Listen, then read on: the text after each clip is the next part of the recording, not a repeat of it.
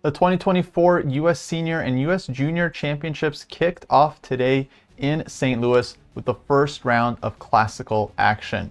Now, these are three separate national championships, each a 10-player round robin, featuring some of the absolute best junior and senior players in the United States, with tons of prize money and 3 national titles on the line. Starting off with the U.S. Senior Championships, we had a number of decisive results during the first day, with reigning champ Grandmaster Melik Khachiyan starting off with a victory over tournament newcomer Grandmaster Jesse Kraai. Also winning was the top seed GM Vladimir Akopian, who defeated Grandmaster Igor Novikov, and further wins were scored by both GM Larry Christiansen and former U.S. Senior Champion Alexander Shabalov. In the U.S. Junior Championships, we had all 5 games decisive, with top seed and 2022 winner Grandmaster Christopher Yu winning his first game against GM Arthur Guo. Also winning were Grandmaster Andrew Hong, GM-elect Andy Woodward, Brewington Hardaway, and Justin Wang, who are all tied for the early lead. Finally, we've got the U.S. Girls Junior Championship, where top seed and returning champion Alice Li was stunned today, losing her first round game to WIM Iris Mu. Also winning in the U.S. Girls Junior were FM Zoey Tang and Jasmine Su, who are on a perfect 1 out of 1 after the first day. Jumping into the games, we'll start off with the U.S. Senior Championships, and here we have the game between the top seed Grandmaster Akopian against Igor Novikov. And here playing black, Akopian playing against the 2 bishops, opts for the pawn break with e6, e5. A very, very nice move fighting on the dark squares. Now, apparently best for white was to take on e5, where after queen to e7, white could play this move e6, where things are approximately equal according to the engines. Instead, white played bishop e3, which is actually a very serious mistake, because now after e takes d4, bishop takes d4, and bishop to c5, a very, very strong move by black. Black is able to trade off the dark squared bishops and leave white with a bad bishop on e2. This is what happened in the game. After bishop c5, knight c5, black had to calculate this. Rook takes d8, knight takes b3. White is not able to win any material. We reach this endgame with equal material, but black actually has very, very big strategic advantage here due to the knights being very good pieces, and again, white's bishop being a bad bishop. g5, now black continues to play on the dark squares, and the rest of this game was basically very, very nice technical effort by Akopian as he brings his knights back to the center, knight e5, rook check, rook over to c2, activating the rook. And here things are very, very difficult for white. Knight to e6. Now black is looking to play b5 and to create a queenside pass pawn. So rook c1 happened, rook b2, b5, and here white is just losing on the queenside. And the game actually concluded here after b4, king to d7, and rook to b1, king d2, knight d4, bishop e2, check, takes on e2, and here white resigned as after knight takes e2, black is taking b3 with check, followed by rook takes f3. It's just 2 pawns up on the queen side with a completely winning position. So very, very nice start by the top seed there. Also winning his first game was Melik Khachiyan, the returning champion. Here he had white against Grandmaster Jesse Kraai. And actually, he didn't get any advantage out of the opening. The position here is completely equal, but black starts to go wrong with this move, rook to e4. Now, black had a couple options. Queen f6 here is totally fine. King h7. It's hard for white to take this pawn without allowing rook c8, followed by rook takes c2 with counterplay. But rook to e4 is a step in the wrong direction. White takes on e4, d takes e4. Now Khachiyan grabs this pawn, and black's idea here was to play rook c8, followed by e3, sacrificing a pawn, a second pawn now to get some very, very nice activity with the queen and rook. But ultimately, it didn't seem like it was quite enough. After rook f1, rook takes c2, rook f3, white was able to hold on to the extra pawn. We repeat once, queen e8 check, now rook f2. Here black takes on f2. If rook to c1 check, now white would have played king to h2. And after queen to d6 check, queen to e5. This was possible where white would be a bit better in the rook endgame, but rook f4 actually maybe is even stronger for white, and white does hold on to that extra pawn. Instead, we saw trades and queen c2 check, followed by queen takes a2. Black wins the pawn back, but gets into this queen endgame which seems very, very advantageous for white in a practical sense, this d pawn being very, very strong. After queen a3, the engines still think that black is holding here. Maybe king h7 was more precise, as if white takes on f7, then e3 will also hang. But in the game, black gets into some difficulties here. After queen f8, queen to d7, queen c5, only move, king to f3. A difficult queen endgame for black. I think g6 or g5 here are suggested by the engine. Maybe black can hold, maybe not. Instead, we saw a6, which definitely wasn't correct.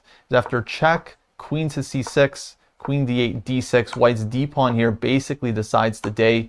Black starts giving lots and lots of checks here, but once white's king gets to advance, eventually the checks do run out, and this d pawn simply wins the game for white. So we had queen e8 check here, queen back to e5. Black doing all they can to stop this pawn from advancing, but not much to be done. d7 now, check, and here black did resign. As soon the checks will run out, the king will just hide on a8, and then the second queen, of course, is unstoppable. Next up, we've got the game between Christopher Yu against Arthur Guo from the U.S. Junior Championship. And in this game, Christopher, the top seed, goes for some very, very aggressive sacrifices, starting with this move, queen to d7, leaving the rook hanging on e4. White could have taken the rook, but after d takes e4, knight d2, for example, and f5, black would get a ton of compensation here on the light squares and on the king side with threats of f4. So instead, white doesn't take this rook, goes knight to d2, but now rook h4, knight back to f3, and rook takes h3, sacrificing a full rook on the king side. After g takes h3, white didn't take the rook, but after takes, queen takes h3. Problem for white is that this knight is hanging. If the knight moves away, then it's queen h2 followed by queen h1, just mate immediately. And after gh3, queen takes h3. It turns out white maybe could have defended with this move, bishop to c1. Very, very difficult move to spot, but the engines do say that it's equal from here. The point is that if queen takes f3, this is not possible due to rook e8 check. Black will be losing the queen, and it seems like black might not have anything better than giving a perpetual starting with queen to g4. But apparently many moves here work for black, bishop h5, and then a perpetual, and it seems like with best play, this should be a draw. But very, very difficult to find this move, bishop to c1, opening up the rook on e2. Another point here is that if bishop d2, this wouldn't work because here black can actually just take on d4. This is the difference between bishop on d2 versus c1.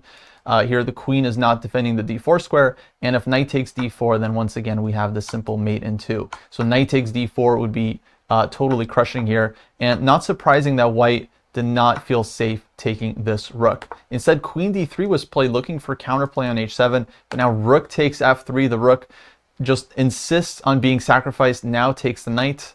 G takes f3 and queen h3. Christopher comes in with huge activity by his queen. He's now sacrificed in exchange, but with just fantastic compensation as white has so many weaknesses, especially around the king. Here, queen g4 check was played, knight to b4. White gave check on h7, check on h8, but now bishop to g8. And if bishop h7 here, for example, black can meet this with just king to f7. White doesn't really get any further here into the attack. Instead, we saw the move f3. And now black should have just taken this one right away. Instead, Christopher throws in this check. And after king to g1, now takes on f3. But here, the difference is that white could have played bishop h7 in this moment. Whereas with the king on h2, black would be taking on e2 with check, and it would be completely over. Here, there's no such move, and queen takes g8 is coming with check, and white is getting a lot of counterplay. So for example, after king f7, bishop g6 check is the computer's point. And now after king takes g6, rook g2 check, king f5, and very cold-blooded move, bishop to d2. Apparently this position is very unclear. The engine says it's equal. Black has 2 pieces for the rook. Both kings are unsafe. All three results are possible here. And this was, of course, white's last chance. Arthur Guo, unfortunately for him, he was in heavy time trouble. Doesn't find bishop h7, goes rook g2 first, but this doesn't work. Black takes with check, gives queen h3 check, And now actually it's not so obvious for black what to do, because this is a threat. Bishop h7 is still in the air, but Christopher finds a very elegant solution here. Queen takes g2, just giving up the queen for the rook, and now a third minor piece with knight takes c2. And if we look at this position, black has 3 minor pieces for the queen plus a couple of pawns. So actually a big material advantage for black, but in fact it's even worse for white, as the queen is trapped in the corner, especially after bishop takes f4 and bishop to g5. White's queen simply isn't getting out, and black is completely winning here. The technique was quite solid from Christopher as the game ended here very, very quickly. King to h5, king f7, and here white had to resign as the king is actually just about to get mated with g6 next. So very, very nice game by the top seed. Of course, we had many decisive games in the US Juniors. I won't be able to get through them all, but I'd encourage you folks to check out the full replay of the live show to catch all of the action.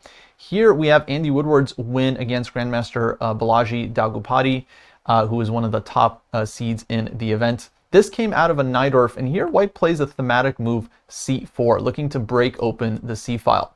Black takes on c4, and after takes, and rook to c1, we get a very, very complicated position. Queen to b7 was played, rook takes c4, queen to b5. And here apparently the best move was queen to c2, lining up on the c-file with the idea that if black takes on d5, white can just play this as a pawn sacrifice. For example, bishop d2, bishop to b4, the rook can come to e1, and note that black cannot castle for the moment because of knight e7 check, winning the queen. So white would definitely have some serious play here.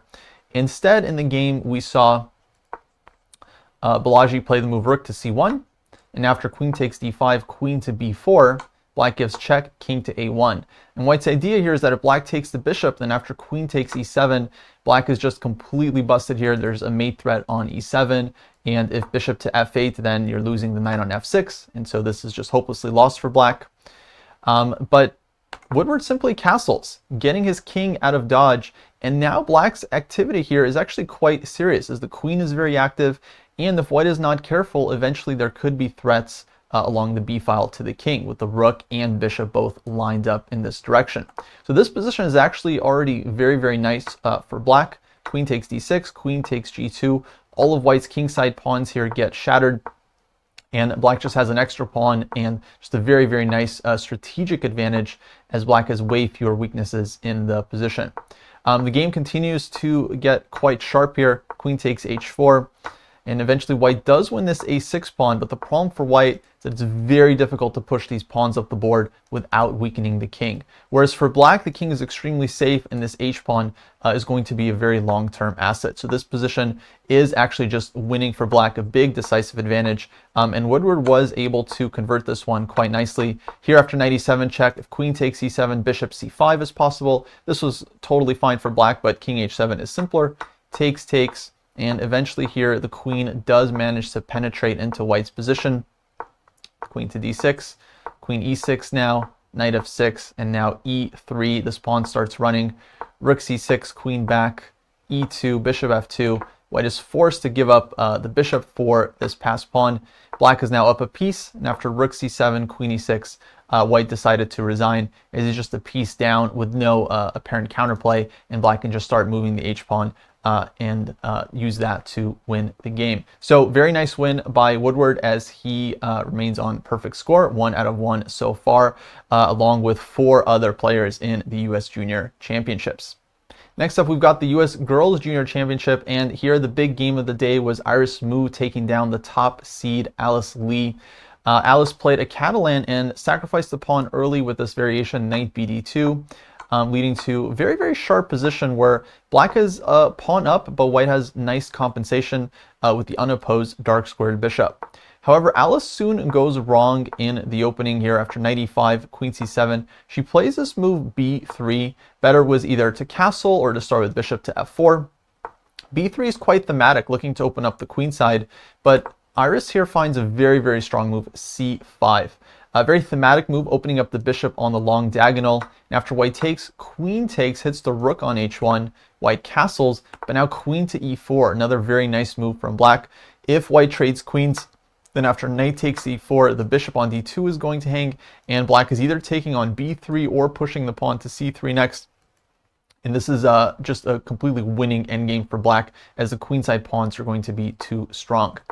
So Alice goes queen a2, but now c takes d4, and black is just taking too much material here. Knight takes d7, knight takes d7, bishop to b4, looking for some compensation because black can't castle, but a5, and this is simply just fantastic for black. Alice takes on b5. You can't take on b4 yet because of the rook on a8 hanging, but simply c takes b3. If queen takes b3, then black will be able to pick up that bishop as the queen defends the rook. So queen to b1 was forced in order to target the queen. But now queen to d5, just keeping the queens on the board and keeping this pawn alive. Bishop a3. White could have taken on this one, but then black would have a number of good opportunities. For example, just castling, getting the king out of the center. And black is a healthy pawn up, plus this b pawn is likely going to fall as well. So this would just be rather hopeless for white. Alice keeps the bishop on the diagonal with bishop to a3, but knight e5, rook to c1, and now d3, another very nice move from black, opening up white's king, looking for knight f3 check. White played rook c5, queen d4, and queen to b2, going for the endgame, but the endgame is simply nice for black with the extra pawns. Now knight to d7, takes on e2, knight comes around to b6, knight comes to d5, king to d7, and now black is just completely developed here. The second rook is finally getting into the game, and black's connected passers on the queen side are simply too strong. So rook a3, and black promotes, goes for knight e3, king to e7, and now knight to c2. Winning material, but black doesn't even have to take this rook yet, just goes a4, which is actually just much stronger, leaving white's rook completely trapped here. And yeah, now knight to d4 check, knight takes b5. It's now 3 pawns up for black. Finally, black takes the exchange and manages to win this one in just a couple of moves after b2. This was met with resignation, as now the game is truly over. So big result there for Iris, and Alice will have her work cut out for her, as she is the top seed and a big favorite. But after losing the first game, we'll have quite a bit of catch up to do in the remaining rounds. Also winning her first game was the second seed FIDE master Zoey Tang, who defeated Megan Paragua. And here playing white, this came out of a semi-Slav. Zoey plays the aggressive move e5, hitting black's knight. Now apparently black had a very, very nice opportunity here to play bishop takes b2. Pretty nice tactic pointed out by the engine. The point after takes is that black takes the bishop on d3. Material is currently equal, but then you're wondering what happens after e takes f6. White wins a second piece. And now black is the very, very nice, very computery move, queen to d2, which apparently wins back all of the material and gives black a big advantage.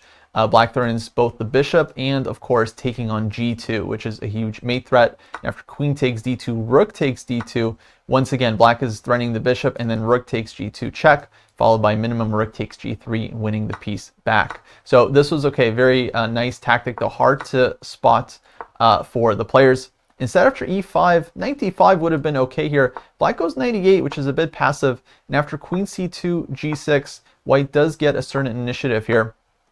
The game remains equal according to the engines, but soon Zoey goes for this very interesting idea, f5, sacrificing the pawn in order to open up the king side. There's ideas of bishop to g5 as well as bishop h6. Black takes the pawn on e5, and now bishop h6 is played. If rook e8, then the idea would be bishop to g5, followed by threats of knight f6 check, which is very, very scary for black. Instead, black takes on f5, giving up the exchange, which is very, very playable. The engines think that this is about equal, but it ends up being practically easier for white. And after queen to d6, Zoey finds a very nice move here, rook a d1, simply hanging the g3 pawn with check, but seeing that after king to g2, black just has too much material hanging. The queen is hit, the rook is hit behind the queen, and of course the bishop is still going to be under attack on g3 later on.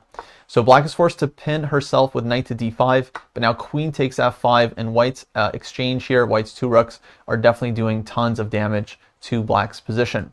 So bishop h4, but now rook to e5, and the knight on d5 is unfortunately going to be lost soon due to the pin. Queen g6 check was tried, but now takes, knight f4, king f3, knight takes g6, the rook on d8 is traded off, and after bishop takes d8, rook takes c5. Black did manage to survive just being down the exchange, but we've gone into an endgame queens are off the board, and white's rook here is just way too dominant against the minor pieces. So bishop f6, knight to d3, knight e7, and the game eventually concluded as white grabs a pawn on the queen side, creases past b pawn, and after b5 and rook a6, black did resign here, as it's basically all over. The pawn is threatening to push. If white needs, there's knight f4 followed by knight to d5, for example, after knight c8.